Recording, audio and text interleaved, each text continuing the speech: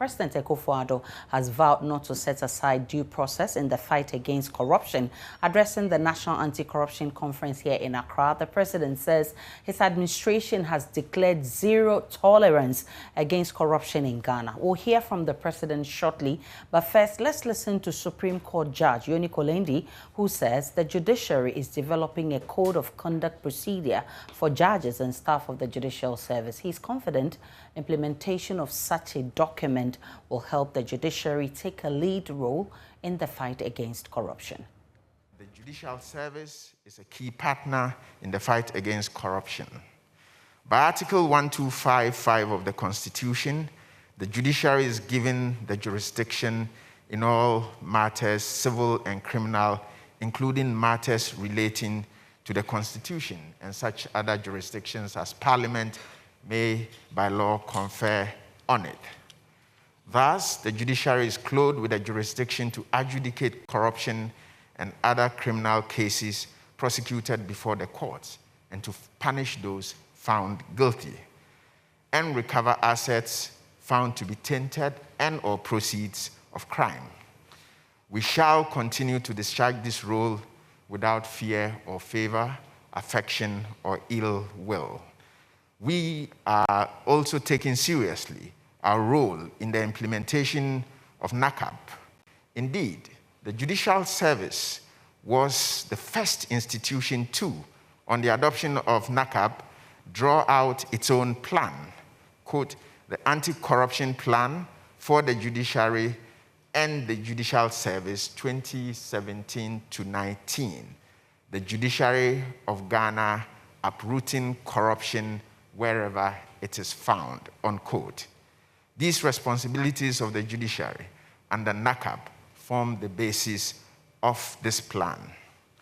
We are also, Your Excellency, mindful of our role as underscored in Article 11.1 of the United Nations Convention Against Corruption, which states as follows, and I quote, bearing in mind the independence of the judiciary and its crucial role in combating corruption, each state party, in accordance with the fundamental principles of its legal system and without prejudice to independence, take measures to strengthen integrity and to prevent opportunities for corruption among members of the judiciary.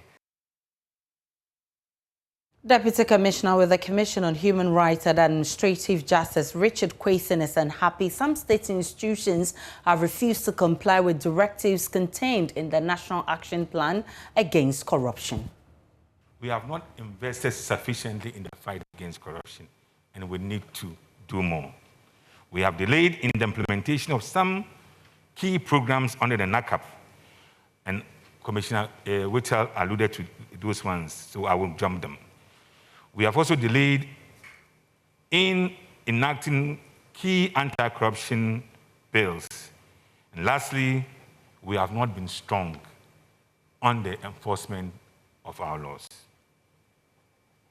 But, Your Excellency, in June this year, we commenced corruption risk assessment of the Ghana Health Services and the Ministry of Fisheries and Aquaculture Development.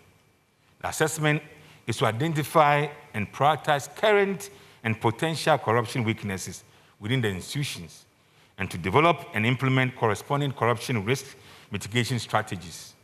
Next year, we intend to conduct about 10 more of such exercises. Ghana is yet to obtain a pass mark, that is 50 over 100 since 1999 in the Transparency International's Corruption Perception Index.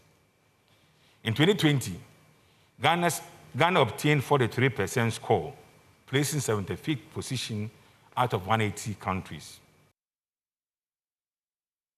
We can now hear from President Akufo-Addo, who is assuring his administration will follow due process in the fight against corruption.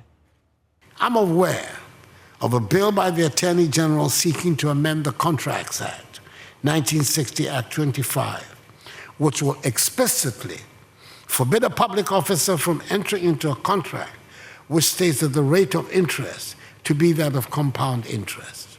The bill is also going through the process of stakeholder engagements before it is brought to Cabinet and subsequently enacted by Parliament.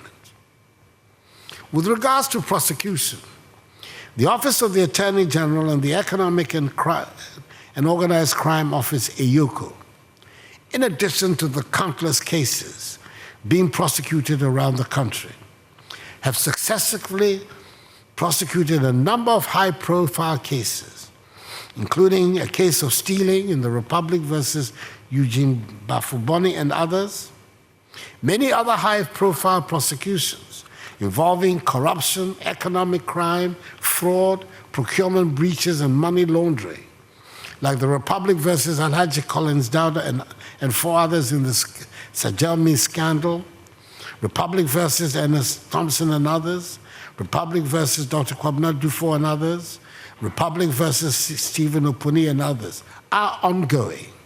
It is worthy to note that these cases, as far as have as their sole object the principle of holding public officers to account, and involve sums in excess of 850 million United States dollars and 2 billion cedis. The punishment of corruption requires the establishment of a fair, honest, and efficient judicial system. A robust legal system underpinned by the rule of law goes hand in hand with economic prosperity, as it bolsters the confidence of the people and deters the perpetration of wrongdoing. Many a time, the prosecution of high-profile corruption is thwarted by unjustified delays, with frivolous interlocutory appeals filed to frustrate the course of justice and unwarranted adjournments. The efficiency of a nation's justice system is tested by the manner in which cases seeking to hold high-profile members of society to account are conducted.